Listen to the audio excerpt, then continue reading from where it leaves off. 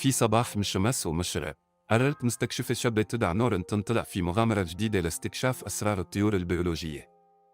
انضموا إلينا لنكتشف سوياً أنواع الطيور المختلفة وكيفية كيفها مع بيئتها المتنوعة. بدأت نور رحلتها في غابة سيفة، حيث كانت أصوات الطيور الغنائية تملأ الأجواء. لفت انتباهها طائر الحصون بصوته الجميل والمميز.